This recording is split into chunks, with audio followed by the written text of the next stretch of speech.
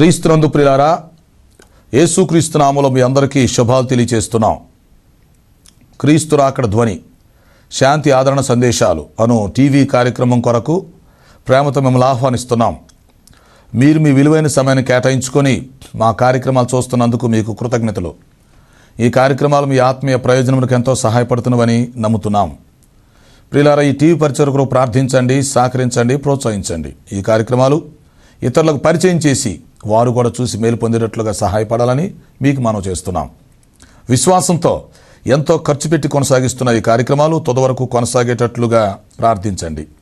దేవుడు మిమ్మల్ని ప్రేరేపిస్తే మీరు కూడా ఒక కార్యక్రమానికి స్పాన్సర్ చేసి ఈ పరిచర్యలో పాలిభాగస్తులు కావాలని ప్రేమతో మీకు మనవి చేస్తున్నాం. ప్రత్యక్షంగా టీవీ ద్వారా మేము సువార్త ప్రకటిస్తున్నాము. పరోక్షంగా ప్రార్థిస్తున్న వారు, సహకరిస్తున్న వారు, మమ్మలను ప్రోత్సహిస్తున్న వారంతా ఈ పరిచర్యలో పాలిభాగస్తులు అని జ్ఞాపకం చేస్తున్నాం. యేసుక్రీస్తు వారు ఇచ్చిన గొప్ప ఆజ్ఞని మేము పాటిస్తున్నాం.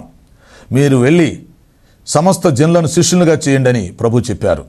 కాబట్టి ఈ టీవీ ద్వారా మీ గృహాల్లో ప్రవేశించి మిమ్మల్ని పలకరించి మీకు సువార్త చెప్పి మిమ్మల్ని ప్రభువు రాకడ కొరకు ఎత్తబడే దేవుని సార్వత్రిక సంఘం కొరకు సిద్ధపరచడానికి మా వంతు ప్రయత్నాన్ని మేము కొనసాగిస్తున్నాం.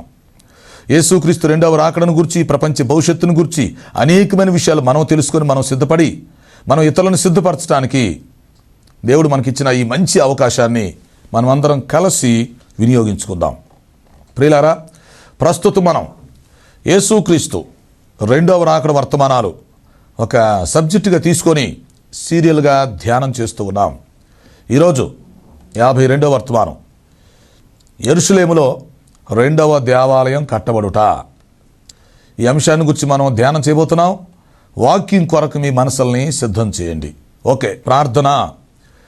పరిశుద్ధుడు అయిన మా తండ్రి, జీవాధిపతి, మీ ఘనమైన పాదాలకు స్తుతి స్తోత్రాలు చెల్లిస్తున్నాం. రెండవ రాకడ వర్తమానాలు 52వ వర్తమానం తీసుకోబోతున్నాం. సహాయం చేయండి. యెరూషలేములో రెండవ దేవాలయం కట్టబడుట. ఈ విషయాన్ని గురించి మేము ధ్యానం చేయబోతుండగా మీరు బోధకులై మాకు బోధ చేయమని మనం చేస్తున్నాం. మీ దాసుని నన్ను బలపరిచి వాడుకోండి.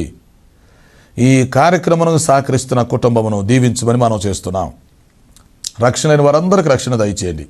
రక్షణ పొందిన వారిని సంఘంలో స్థిరపరిచి బలపరిచి మీ రాకడ కొరకు సిద్ధపరచమని మనం చేస్తున్నాం. మాకు అవసరమైన సందేశం దయచేసి మీరే మహిమ పొందమని యేసు పరిశుద్ధ నామములో అడుగుచున్నాను తండ్రి, ఆమేన్. ప్రియులారా, మంచిది. కూడి వచ్చిన మీ అందరికీ మరొకసారి శుభాలు, ప్రత్యేక వందనాలు తెలియచేస్తూ మిమ్మలను వర్తమానం కొరకు ఆహ్వానిస్తున్నాం. ఈరోజు మన ధ్యానాంశము యెరూషలేములో రెండవ దేవాలయం కట్టబడుట. ప్రియులారా, మీ అందరికీ ముందుగా నూతన సంవత్సరపు శుభాకాంక్షలు తెలియపరుస్తున్నాం. దేవుడు మిమ్ములను, మీ కుటుంబాలను, మీ సంఘాలను, పరిచర్యను నిండారుగా దీవించునుగాక. వచ్చే సంవత్సరం మనందరికీ సంతోషకరంగా, సమాధానకరంగా, ఆశీర్వాదదాయకంగా ఉండాలని ఆశిస్తూ మీకు శుభాలు తెలియజేస్తున్నాం.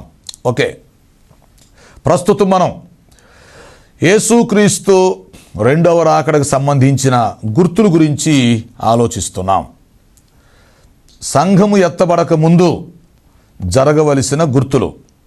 1, ఇశ్రాయేలు ప్రజలు తిరిగి తమ స్వదేశమునకు వచ్చుట. 2, అంత్యక్రీస్తు రాజ్య స్థాపన. 3, యెరూషలేములో దేవాలయం తిరిగి కట్టబడుట.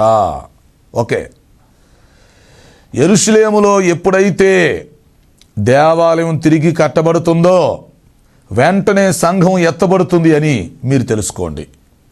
ప్రస్తుతం యెరూషలేములో దేవాలయం కట్టబడటానికి పరిస్థితులు జరుగుతున్నాయి. ఉదాహరణకు చెప్పాలంటే, ఈ మధ్యకాలంలో అక్టోబర్ మాసంలో 7వ తేదీ ఇశ్రాయేలీలకి పాలస్తీనాలకి యుద్ధం జరిగినట్టుగా మనం చూస్తున్నాం. ఇప్పటికీ యుద్ధం జరుగుతూనే ఉంది. ఇశ్రాయేలీలతో హమాసా వారు భయంకరంగా యుద్ధాన్ని రెచ్చగొట్టినట్టుగా మనం చూస్తున్నాం. ఉదయకాల సమయంలో 20 నిమిషాల టైంలో 5,000 రాకెట్లు ప్రయోగించారు. భయంకరమైన విషయం ఇది. యెరూషలేము చుట్టూ వారు ఐరన్ డోమ్ నిర్మించుకున్నాడు గనుక చాలా వరకు ఇశ్రాయేలు జాతిని కాపాడటానికి అది సహాయపడింది. విషయం ఏంటంటే హమాస్ వారు ఏమనుకున్నారు, అసలు ఇశ్రాయేలు దేశాన్ని భయంకరంగా దెబ్బకొట్టాలనుకున్నాడు. ఇశ్రాయేలు జాతి చాలా వరకు నాశనం అయిపోయిద్ది అనుకున్నారు. కానీ వారు అనుకున్నట్టుగా జరగలేదు. కొంత నష్టం జరిగింది, కానీ వారు అనుకున్న అంచనా చాలా ఎక్కువ. హమాస్ వారు ఇశ్రాయేల్ని కదిలించుకొని మరి అనేక మందిని చంపినట్టుగా కొంతమందిని ఖైదీలుగా పట్టుకొని తీసుకుని వెళ్ళిపోయారు. ప్రస్తుతానికి యుద్ధం జరుగుతూ ఉంది. ఇశ్రాయేలీలు యుద్ధం ప్రకటించారు. పాలస్తీనా దేశాన్ని స్వాధీనం చేసుకుంటున్నారు. ఉత్తర గాజా ఇశ్రాయేల్ కంట్రోల్లోకి వచ్చేసింది. ఆ ప్రాంతాన్ని ఖాళీ చేసి దక్షిణ గాజాలకు పంపిస్తున్నారు. కొంతమందిని ఐగుప్తులకు పంపించేస్తున్నారు. సో హమాసాతో పాటు చుట్టుప్రక్కల కొన్ని రాజ్యాలు, అరబ్ కంట్రీస్ సపోర్ట్ ఇచ్చి ఇజ్రాయెల్ మీదకి యుద్ధానికి దిగుతున్నాయి. ఈ పరిస్థితి అంతా మనం వార్తలో చూస్తున్నాం. అసలు విషయం ఏంటి? ఈ యుద్ధం ఎందుకు జరుగుతుంది? అరబులు ఇశ్రాయేల్ మీదకి ఎందుకు యుద్ధానికి వస్తున్నారు? దీనికి ఎన్నో కారణాలు ఉండొచ్చు. అందులో ఒకటి, యెరూషలేములో దేవాలయం కట్టకుండా ఆపటానికి. మీరు అర్థం చేసుకోవచ్చు. ఒక యుద్ధం జరగటానికి ఎన్నో కారణాలు ఉంటాయి, అది వేరే విషయం. అయితే ఒక కారణం ఏంటంటే యెరూషలేములో దేవాలయం తిరిగి కట్టబడకూడదు. ఎప్పుడో పూర్వకాలంలో యెరూషలేములో దేవాలయం కట్టారు, అది పడగొట్టబడింది. ఇప్పుడు అక్కడ డూమ్ ఆఫ్ రాక్ మసీద్ ఉంది, అలక్సా మసీద్ ఉంది. సో ఇప్పుడు పాయింట్ ఏంటి? యెరూషలేములో ఎట్టి పరిస్థితిలో భవిష్యత్తులో దేవాలయం కట్టబడకూడదు. అలాగే యెరూషలేము ఇశ్రాయేల్ ప్రజలకు రాజధాని అవ్వకూడదు. ఈ ఉద్దేశంతోనే ఈ యుద్ధం జరుగుతూ ఉంది. అయితే రెండవ రాకడకు ముందు యెరూషలేములో దేవాలయం తిరిగి కట్టబడాలి. అది మనుషుల ప్రయత్నం వేరు, దేవుని చిత్తం వేరు. అంతేనా? ఇప్పుడు హమాస్ వారు కావచ్చు, అరబ్బులు కావచ్చు, వారి ఉద్దేశం ఏంటంటే యెరూషలేములో దేవాలయం కట్టబడకూడదు, అంతే. యెరూషలేం అనేది యూదులకి, క్రైస్తవులకి, అరబ్బులకి అందరికీ పవిత్రమైన స్థలం. వాళ్ళు ఏం చెప్తారంటే ఈ యెరూషలేములో నుండే మహమ్మద్ ప్రవక్త ఆరోహణమే వెళ్ళిపోయాడని వాళ్ళు నమ్ముతారు. అందువల్ల ఈ యెరూషలేం మాకు కూడా పవిత్రమైన స్థలం కనుక ఇక్కడ యూదులు దేవాలయం కడటానికి వీలు లేదు అనేది వారి ఉద్దేశం. అందుకే మాటి మాటికి ఇజ్రాయెల్స్ మీద దాడులు జరుగుతున్నాయి. అందులో ఒక కారణం ఏంటంటే యెరూషలేం దేవాలయం. ఇది రెండవ రాకడకు సంబంధించినటువంటి ఒక సూచనగా మనం గుర్తుంచుకోవాలి. మొత్తానికి రెండవ రాకడ వచ్చే సమయానికి సంఘం ఎత్తబడేటువంటి ఆ సందర్భంలో యెరూషలేములో ఖచ్చితంగా దేవాలయం తిరిగి కట్టబడుతుంది అని మనం అర్థం చేసుకోవాలి. ఈ యుద్ధం జరిగినా ఆగిపోయినా, లేక మరొక యుద్ధం జరిగినా, ఎన్ని పోరాటాలు జరిగినా ఉద్దేశం ఒకటే, యెరూషలేములో దేవాలయం తిరిగి కట్టబడాలి. సో ఈరోజు మనం యెరూషలేములో రెండవ దేవాలయం గురించి కొంచెం ఆలోచించేద్దాం.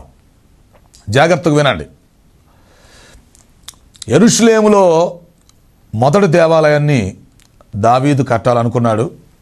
దేవుని చిత్తాన్ని బట్టి ఆగాడు, అవునా? సో ఇప్పుడు దావీదు కుమారుడైన సొలొమోను యెరూషలేములో మొదటి దేవాలయం కట్టినట్టుగా వాక్యంలో చూస్తాం, చరిత్రలో చూస్తాం. సొలొమోను కట్టినటువంటి దేవాలయం కొన్ని వందల సంవత్సరాల వరకు నిలబడింది. అది సువర్ణ దేవాలయం. అలాంటి దేవాలయం ప్రపంచంలో మరొకటి కట్టబడదు. అయితే ఏం జరిగింది? దేవుడు ఈ యూదుల్ని బబులోను చేతికి అప్పగించినప్పుడు బబులోను రాజు నెబుకద్నెజరు 3 సార్లు దండయాత్ర చేసి యూదుల్ని 70 సంవత్సరాలు బబులోనుకి చెరకు తీసుకుని వెళ్ళిపోయాడు. ఆ సమయంలో యెరూషలేములో ఈ పట్టణం కాల్చబడింది, గుమ్మాలు పడగొట్టబడ్డాయి. యెరూషలేము దేవాలయాన్ని అగ్నితో కాల్చేసి దాన్ని పడగొట్టేశారు, అయిపోయింది. కొన్ని సంవత్సరాలు యెరూషలేములో దేవాలయం లేకుండా అయిపోయింది. తర్వాత ఏం జరిగిందో అర్థం చేసుకోండి. ఈ యూదులు 70 సంవత్సరాలు బబులోనులో చెరలో ఉన్న తర్వాత తిరిగి వచ్చారు. దేవుడు ముందుగానే వాగ్దానం చేశాడు 70 సంవత్సరాల తర్వాత తిరిగి తీసుకొస్తానని. అలాగే వారు కూడా తర్వాత ప్రార్థన చేసుకున్నారు, పశ్చాత్తాపడ్డారు, దేవుని దగ్గర క్షమాపణ అడుక్కున్నారు. అయ్యా, మా సొంత దేశాన్ని మాకు ఇవ్వండి, మరలా మిమ్మల్ని ఆరాధిస్తాం, వాక్యానుసారంగా జీవిస్తాం, మందిరం కట్టుకుంటాం అని ప్రాధేయపడ్డారు.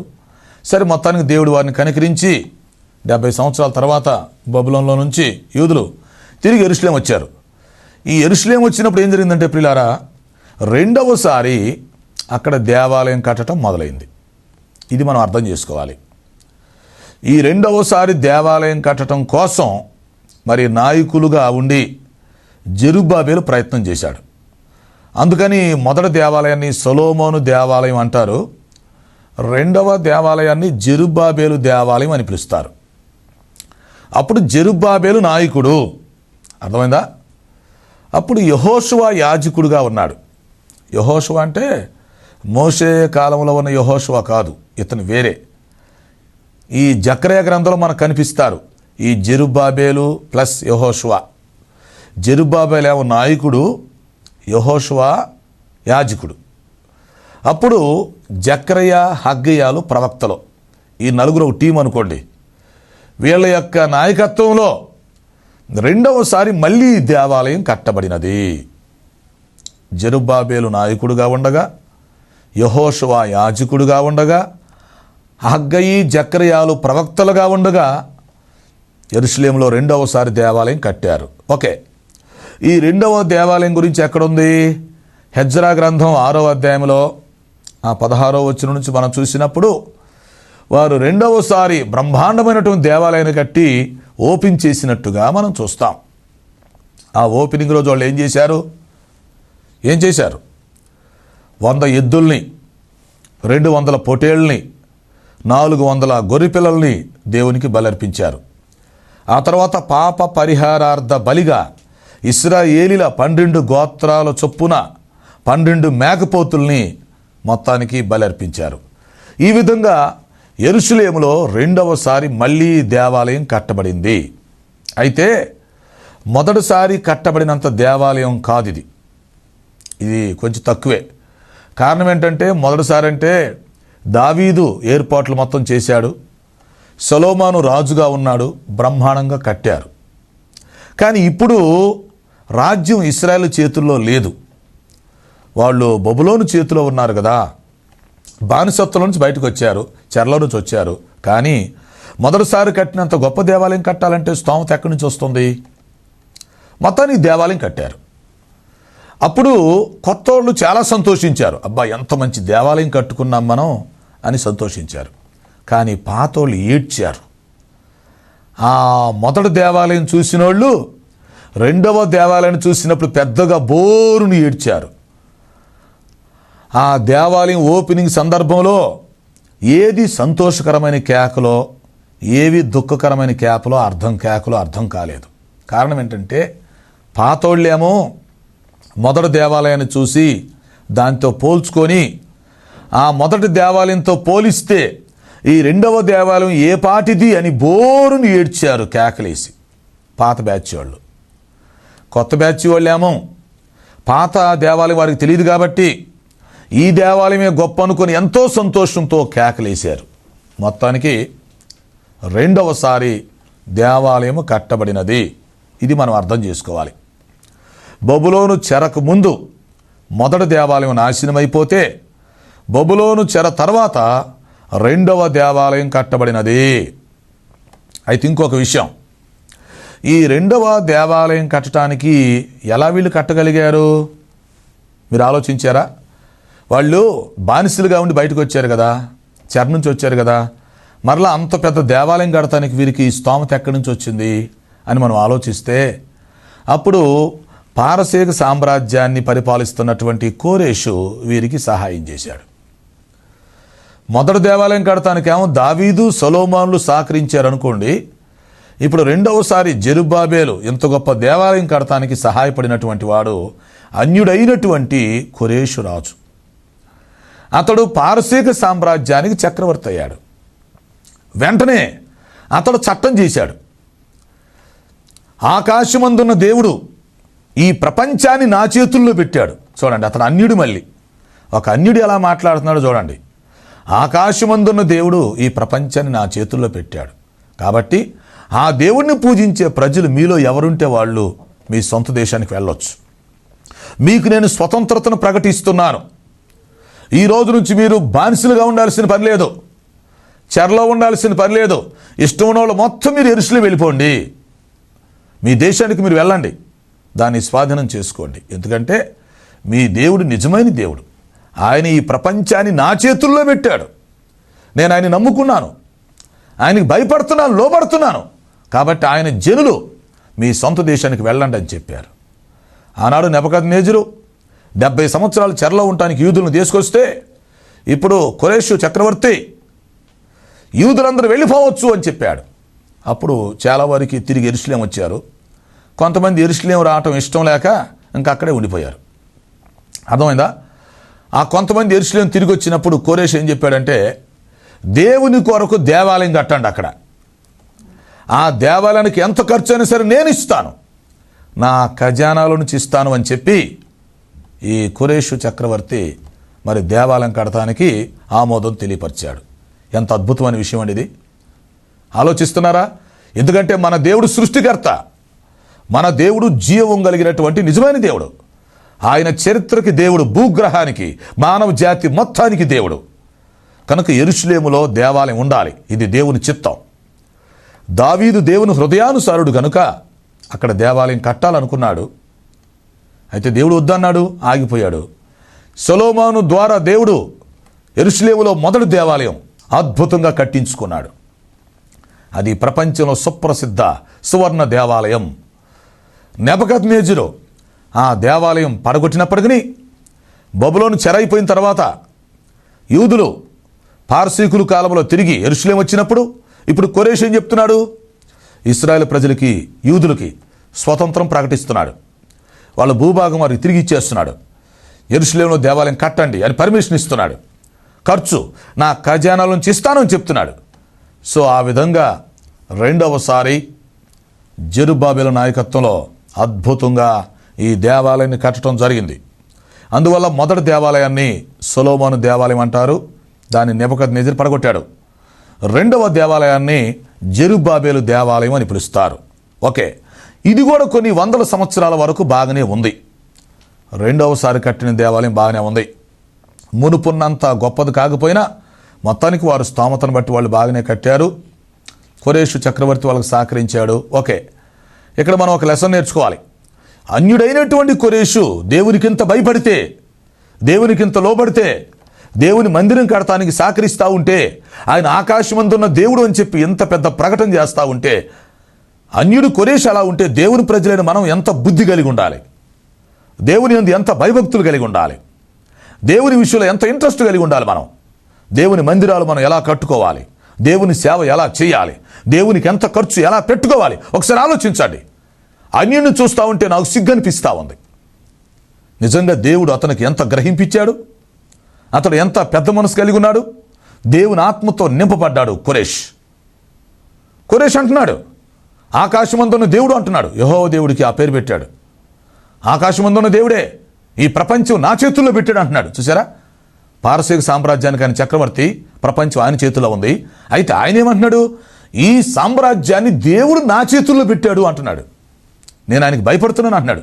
ఈ మధ్య మనకు చిన్న ఉద్యోగం వస్తే దేవుడు నిలవట్లా, చిన్న బిజినెస్ వస్తే దేవుడు ఆగట్లా, చిన్న పదవి వస్తే పైన చూస్తున్నారు, డబ్బు చేతిలో ఉంటే గర్విస్తున్నారు. కొరేషులాగా తగ్గించుకోవటం నేర్చుకోవాలి. కొరేష్ అంటున్నాడు, ఆకాశమందున్న దేవుడే ఈ ప్రపంచం నా చేతుల్లో పెట్టాడు, అంతే, ఆయనే గొప్పోడు, ఆయనకి దేవాలయం కట్టండి అంటున్నాడు. సో అందువల్ల యెరూషలేము దేవాలయం కట్టడం అనేది దేవుని చిత్తం కనుక రెండవ రాకడ వచ్చే సమయానికి దేవాలయం అక్కడ ఉండాలి. కాబట్టి ఏం జరిగింది? కొరేషు యొక్క ఆజ్ఞ ప్రకారం, చట్టం ప్రకారం జెరుబ్బాబెలు నాయకత్వంలో రెండవసారి చక్కగా దేవాలయం కట్టారు. ఓకే, అయితే ఈ దేవాలయం కొంతకాలం ఉన్న తర్వాత ఏమి జరిగింది అంటే, ఇశ్రాయేలు ప్రజలు, యూదులు మళ్ళీ వెనకబడిపోయారు, మళ్ళీ పాపంలో పడిపోయారు, శాపగ్రస్తులైపోయారు, దేవునిపై తిరుగుబాటు చేశారు. భక్తి తగ్గింది, ఆరాధన తగ్గింది, పరిశుద్ధత, ప్రేమలు తగ్గిపోయాయి. ఎవరిష్టం వచ్చినట్టుగా వాళ్ళు ప్రవర్తించడం మొదలుపెట్టారు. అసలుకే యోధారాజ్యం బబులోన్లో చెరకెళ్ళిపోయిందనుకోండి. సరే, చెర నుంచి వచ్చారు, వచ్చినాక ఏదో నిలబడ్డారు, కానీ చాలా బలహీనులుగా ఉన్నారు, ఐక్యత లేదు. అలాంటి సమయంలో దేవాలయం కట్టుకున్నారు, కానీ దేవుని ఆరాధించడం చేత కాలేదు. దేవునికి కృతజ్ఞత కలిగి ఉండలేకపోయారు. కొంతకాలం తర్వాత ఈ రెండవసారి కట్టిన దేవాలయం కూడా పడగొట్టబడే పరిస్థితి వచ్చింది, శిథిలమైపోయే పరిస్థితికి వచ్చింది. ఎలా జరిగిందో మనం తెలుసుకోవాలి. ఈ యెరూషలేము దేవాలయం తిరిగి కట్టబడినప్పుడు ఏమైందంటే, యూదుల్ని పారసీకులు పరిపాలించారు. కొంతకాలం పారసీకులు పరిపాలించిన తర్వాత ఏమైందంటే, యూదుల్ని గ్రీకులు పరిపాలించారు. అప్పుడు ఈ రెండవసారి కట్టిన దేవాలయం ఉంది. అలెగ్జాండర్ ఈ రెండవసారి కట్టిన దేవాలయాన్ని సందర్శించాడు. అతడు మధ్యధరా సముద్రంలో గుండా వెళుతున్నప్పుడు యెరూషలేమును చూశాడు. యెరూషలేముని నాశనం చేద్దామనుకున్నాడు.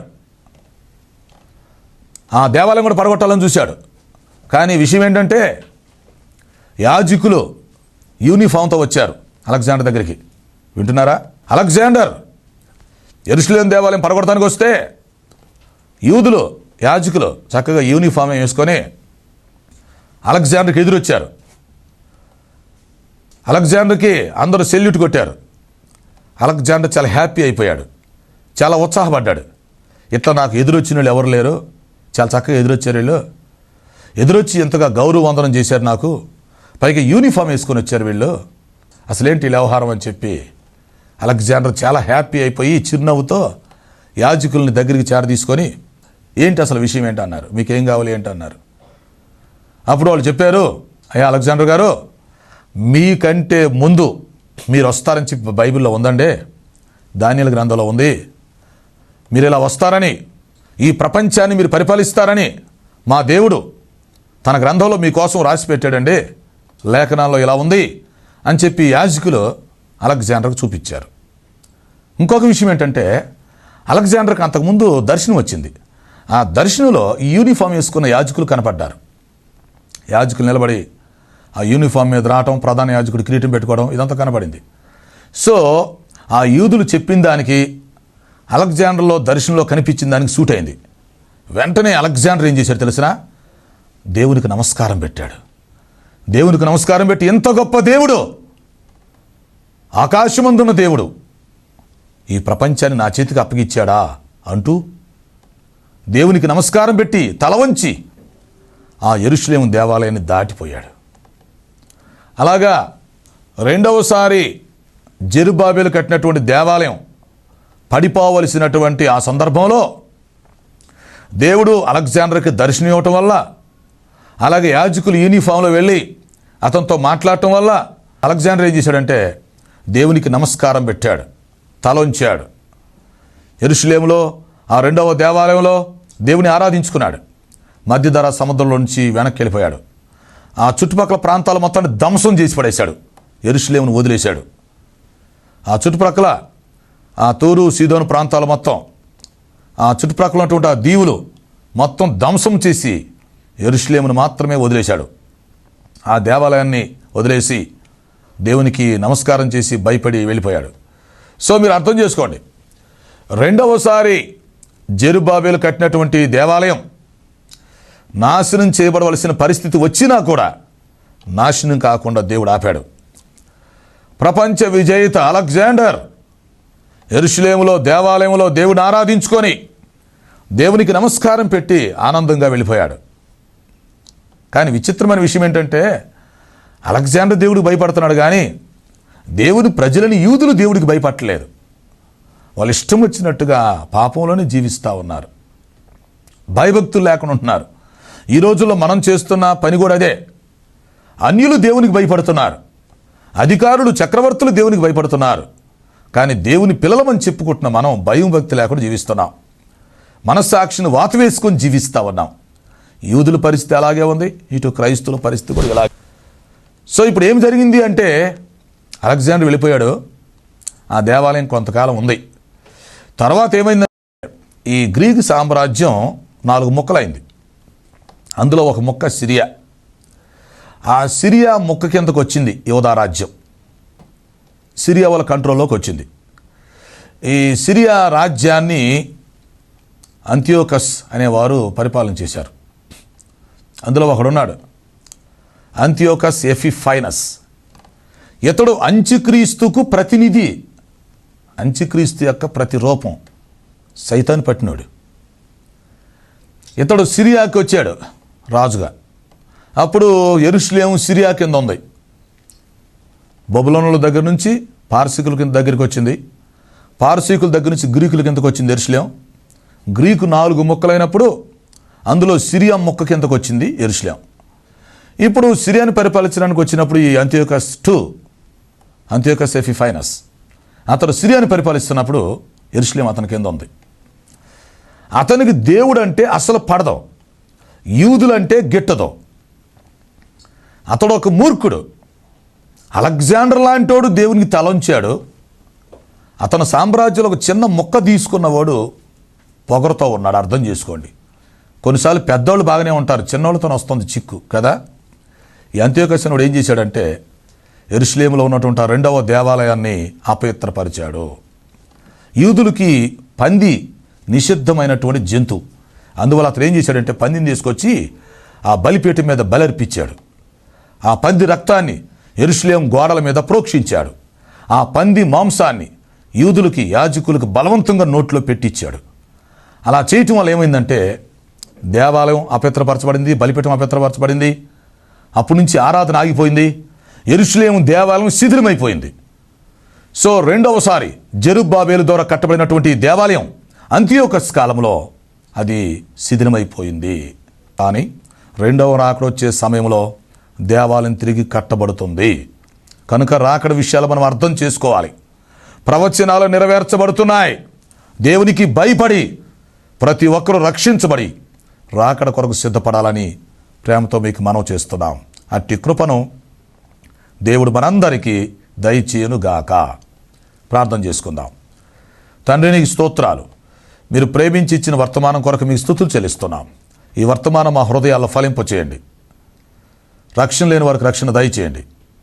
సమస్యలతో, అనారోగ్యంతో, అవసరాలతో వారికి సహాయం చేసి మహిమ పొందమని యేసు పరిశుద్ధ నామంలో అడుగుచున్నాను తండ్రి. ఆమేన్. తండ్రి, కుమార, పరిశుద్ధాత్మ త్రియేక దేవుని దీవెన మనకు తోడై నడిపించునుగాక. ఆమేన్, ఆమేన్. ప్రియులారా, ఈ కార్యక్రమాలకు మీరు స్పాన్సర్ చేయాలని ఆశించినట్లయితే మా సెల్ ఫోన్ నెంబర్కి SMS చేయాలని మీకు మనవి చేస్తున్నాం. 9440402368 9440402368. God bless you.